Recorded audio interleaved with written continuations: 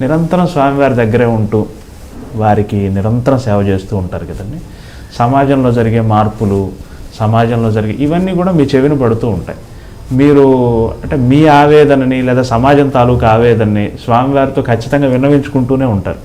Plus స్వామివారిలో క్షణక్షణానికి వచ్చే ఆ మార్పులు, ఆ స్పందనలు అవి మామూలు మాబోటి వాళ్ళని గుర్తించలేం. కానీ మీ బోటి వాళ్ళు మీకు అర్థమవుతుంది, స్వామివారు నవ్వారు, కోప్పడ్డారు, ఇట్లాంటి సూక్ష్మమైన ఫీలింగ్స్ మీకు అర్థమవుతుంది.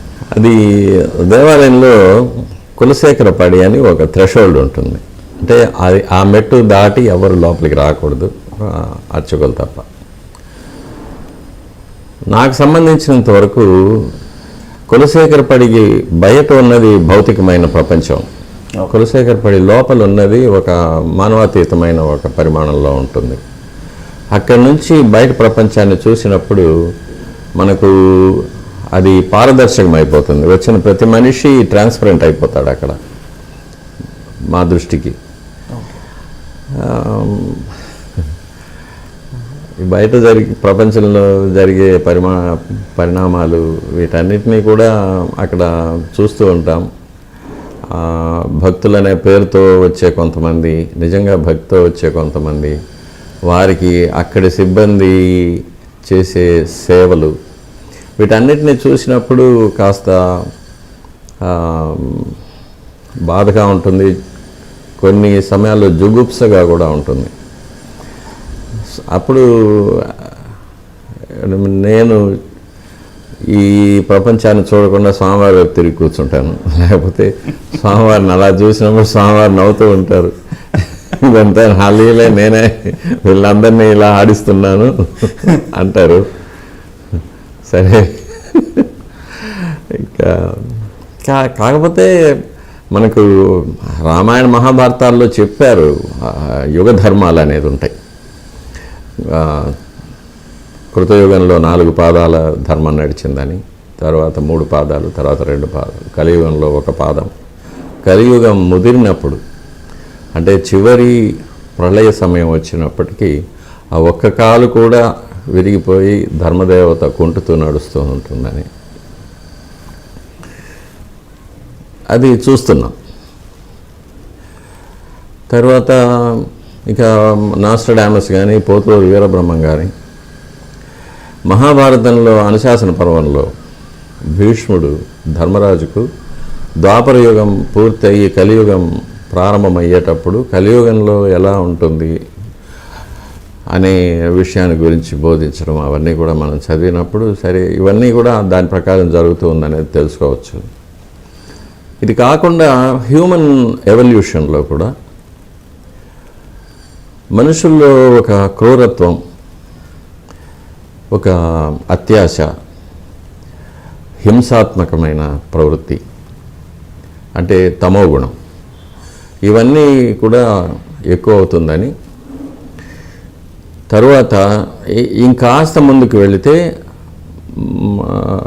మానవుల్లో 2 జాతులు తయారవుతాయని, ఒకటి పూర్తిగా భౌతికమైన లాలసత్వం,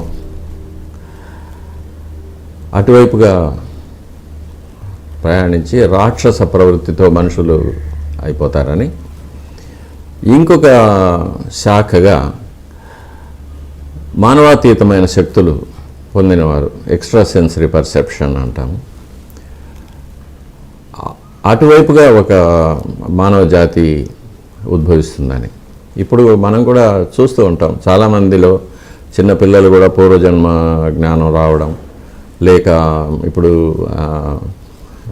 రష్యాలో దీని మీద చాలా చాలా రీసెర్చ్ జరుగుతుంది, యుఎస్ఏలో కూడా జరుగుతుంది. మనుషులు కొన్ని సమాధి స్థితికి పోవడం, అందులో జరిగే మార్పులు, వాటి మీద. ఇవి కాకుండా అష్టసిద్ధులు, అణిమ, గరిమ, లఘిమ అలాంటివి, దూరశ్రవణం, దూరదృష్టి, తర్వాత భవిష్యత్తులోకి వెళ్ళడము, it's called out of the body experiences అంటాము, తర్వాత నియర్ డెత్ ఎక్స్పీరియన్సెస్, ఇట్లాంటివన్నీ బయటపడ్డాము. ఇవన్నీ కూడా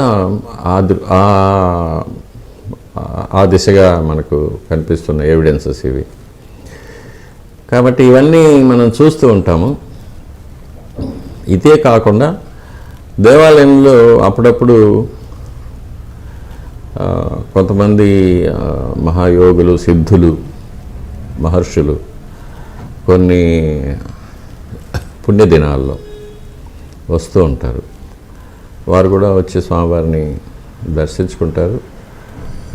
స్వామివారి నుంచి కొంత దివ్యమైన శక్తిని స్వీకరించి వెళ్ళిపోతూ ఉంటారు. వారు మామూలుగా ఎవరితో మాట్లాడరు, ఎవరిని చూడరు, ఎవరిని స్పర్శ చేసుకోరు. కానీ వారు వచ్చినప్పుడు దేవాలయం అంతా కూడా పూర్తిగా ఒక వైబ్రేషన్ ఉంటుంది. అది మనం మహద్వారంలో అడుగు పెట్టేటప్పుడే తెలిసిపోతుంది ఎవరో మహాత్ములు గుడిలో ఉన్నారనేది. అటువంటి వారు కూడా వస్తూ ఉంటారు, పోతుంటారు. అది మీరు అనుభూతి చెందగలరు, మీరు ప్రత్యక్ష సాక్షులు కాబట్టి. అది ఒక వేవ్ లెంత్ అంతే. ఆ వేవ్ లెంత్కి మనం వెళ్తే మనం వీ కెన్ ఫీల్ దెమ్. అది తెలుస్తుంది.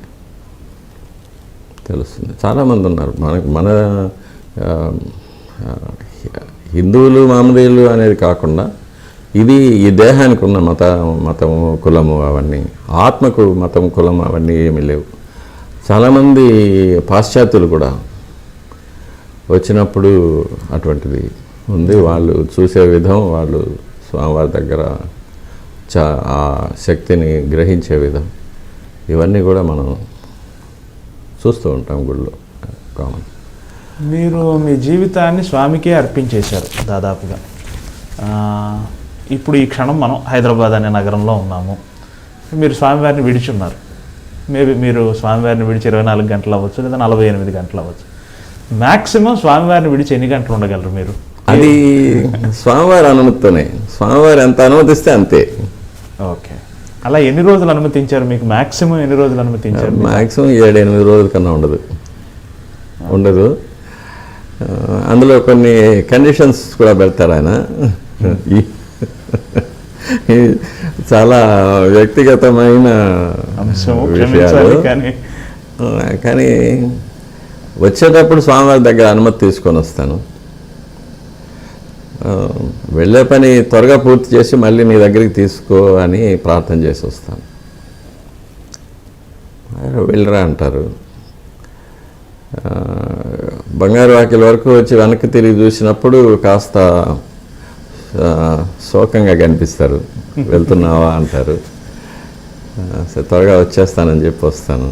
మళ్ళీ తిరిగి వెళ్ళినప్పుడు మళ్ళీ ఇంటికి వెళ్ళి స్నానం చేసి స్వామివారి దర్శనానికి వెళ్తూనే అప్పుడు చాలా సంతోషంగా అనిపిస్తారు. వచ్చేసావా, వెరీ గుడ్ అంటారు. అది ఇట్లా ఇది maybe it's my own imagination, or maybe it's reflection of my own thoughts. But అది ప్రతిసారి నేను అనుభవిస్తూ ఉంటాను.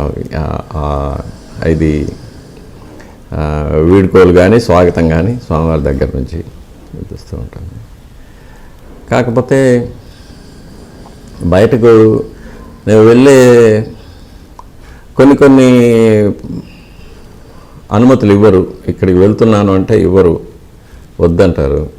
కొన్ని విషయాలకు వెళ్ళరామంటారు, సంతోషంగా వెళ్ళరా అంటారు, వెళ్ళి త్వరగా వచ్చేసే అంటారు. కొన్ని చోట్లకి వద్దంటారు. వ్యక్తిగత కష్టాలు, కుటుంబ కష్టాలు కూడా స్వామివారికే విన్నవించుకుంటారు కదా. స్వామి నువ్వే దిక్కు అన్నట్టు మామూలు వాళ్ళే అనుకుంటున్నామంటే మీకు అది సహజం కదా. వృత్తి జీవితంలో కూడా కొన్నిసార్లు మీ మీద విమర్శలు వస్తూ ఉంటాయి. వాటిలో పోను కానీ అలా వచ్చిన సందర్భాల్లో కూడా మీరు స్వామికే విన్నవించుకున్నారా? ఏమి స్వామి?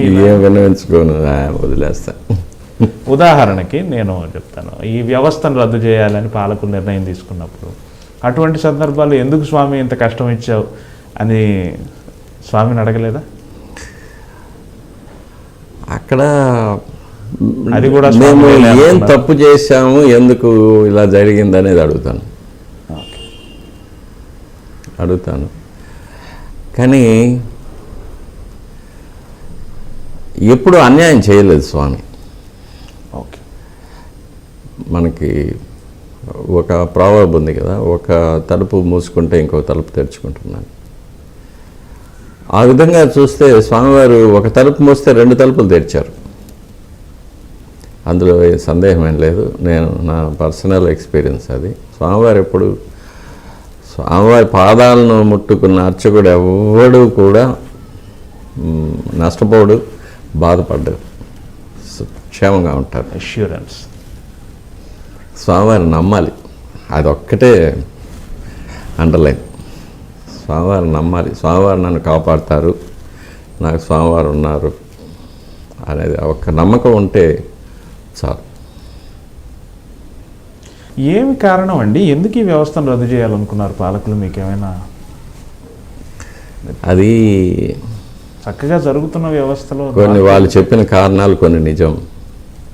అలాగా వాళ్ళు చెప్పిన కారణాలు, భౌతికమైన కారణాలు నిజం, కానీ పారభౌతికమైన కారణాలు అంటే వాళ్ళకి తెలియకుండా వాళ్ళు చేసింది, వాళ్ళకి కూడా తెలియదు ఆ కారణాలు ఉన్నాయని, అవి కూడా కొన్ని నిజం, కొన్ని స్వయంకృతాలు కొన్ని.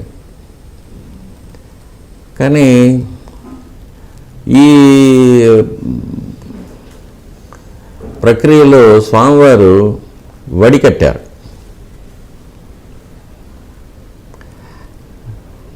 వడికట్టి క్రీమును తీసుకున్నారు. Okay okay. కొంతమందికి అపారమైన అవకాశాలు ఇచ్చారు, కొంతమందిని పూర్తిగా దూరంగా పెట్టారు. అంటే నాకు భౌతికమైన సౌఖ్యాలు ఇవన్నీ, సంపదలు ఇవన్నీ నాకు అక్కర్లేదు. నీ దేవాలయంలో ఒక ఏ సేవకైనా, అసలు దేవాలయాన్ని శుద్ధి చేసే సేవకుడిగానైనా నేను నీకు దగ్గరగా ఉండాలి, నీకు సేవ చేయాలి అని కోరుకున్న వాళ్ళని తీసి దగ్గరికి తీసుకొని వాళ్ళని హిమాలయ పర్వతం మీద పెట్టేశాడు. నాకు ఇదే కావాలి, నాకు ఈ హక్కులు కావాలి, ఈ సంపద కావాలి, ఈ వరుంబడి కావాలి, వరుమానం కావాలి, ఇవి ఉంటే నేను వస్తాను, ఇవి లేకపోతే నాకు అక్కర్లేదు అనుకున్న వాళ్ళని పాతాళంలో పడేశాడు. అంతా స్వామి లీల. అదే వడికట్టారు.